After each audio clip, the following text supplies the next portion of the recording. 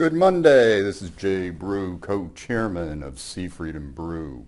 Well, the mayhem around the globe, think about the markets last week, and once again, as community bankers, we need something that we can settle on to sit there and say, is all the noise going to have an overall impact on our economy, our local economies? So we go to the maps.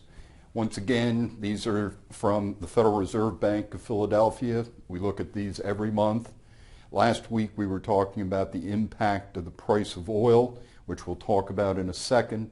But let's look at the last 3 months. So this is going back 3 months and looking at overall economic growth across the nation.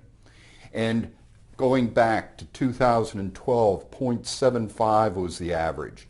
2013, 0.81. 2014, the average was 0.93% growth. Once again, providing us with those kind of GDPs that we've seen over those years, with a slight speed up in 2014.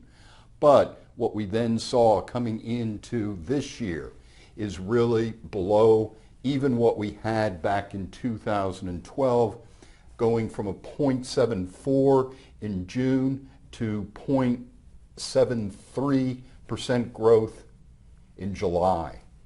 And this really doesn't have the impact of oil into it, along with the 6-month looking forward coincident index. So when we look at a leading index, like looking out 6 months, is that on an overall growth situation, once again, 2012, 1.54%, 2013, 1.62%, 2014, 1.91%, this month, 1.57%.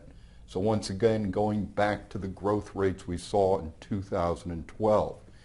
But as I said before, this does not really take into account the deep dive that we've seen in oil prices in here, even though there's been a bit of a recovery in here since last week. But still, that overall impact hasn't been taken into effect.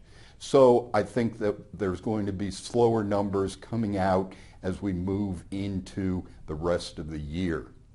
What will the Fed do? I have no idea, but these are suggesting that same kind of light economy moving forward with the suggestion of a slowdown.